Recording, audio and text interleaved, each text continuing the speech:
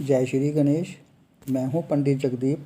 JD news 24 की ओर से आप सभी का सादर अभिनंदन करते हुए इस वीडियो को लेकर आपसे चर्चा करूं।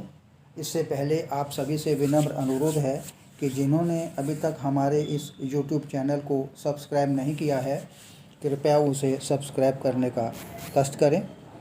तो आइए इस वीडियो को आगे बढ़ाते हैं।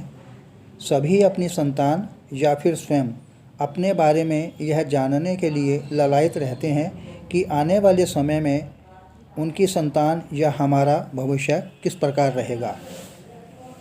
आज इस वीडियो में इसी विषय पर जानकारी लेते हैं कि हमारी संतान अथवा हम स्वयं क्या करेंगे अथवा कैसा भविष्य होगा आदि आदि।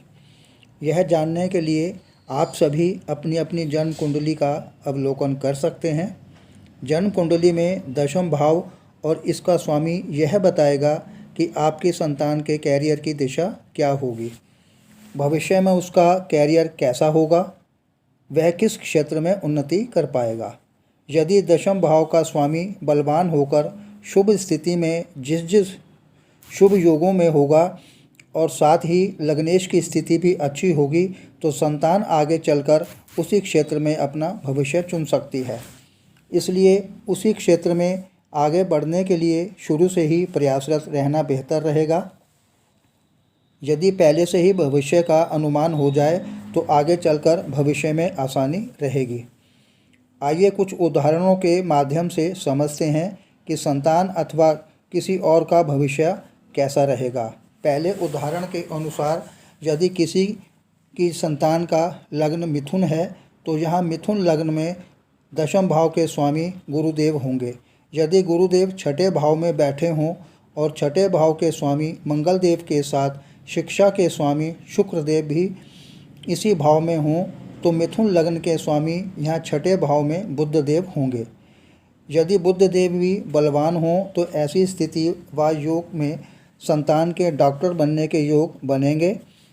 संतान के मेडिकल क्षेत्र में सफल होने के आसार अधिक होंगे क्योंकि छठे भाव जो हैं वो मेडिकल के होते हैं। अब बात करते हैं दूसरे उदाहरण की।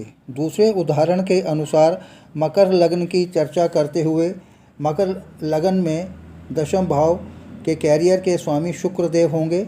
इस लग्न के आधार पर बुधदेव छठे एवं नवम भाव के स्वामी होंगे जो कि वकालत अथवा जज के कैरियर से संबंधित होते हैं।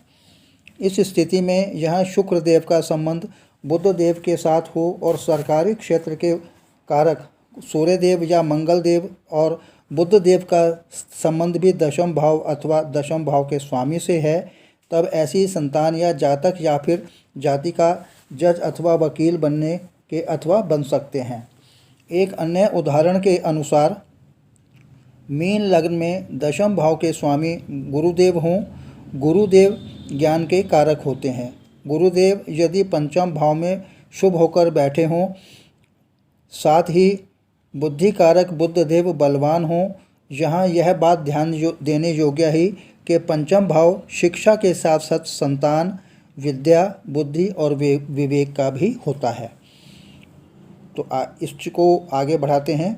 तब ऐसे योग बनने के कारण जातिका या जातक या आप स्वयं अध्ययन के क्षेत्र में सफल होंगे, यानी कि आपका क्षेत्र टीचिंग की ओर होगा।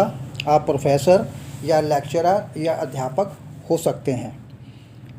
इस प्रकार भाव और इसके स्वामी की स्थिति कितनी भी अधिक शक्तिशाली होगी और जिस क्षेत्र की तरफ आगे बढ़ने के रास्ते दशम या दशम भाव के स्वामी के द्वारा बन रहे हों, उसी क्षेत्र में चाहे कोई भी क्यों न हो वह अवश्य जाएगा। और इस योग से प्रभावित कोई भी जाति का या जातक या आपकी संतान या फिर आप स्वयं ही क्यों न हो, उसी क्षेत्र में जो बनना चाहते हैं वह आप बनेंगे।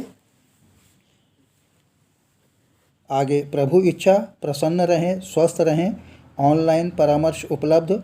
आगामी वीडियो नए प्रसंग के संग आपकी समृद्धि की कामना सहित पुनः जय श्री गणेश।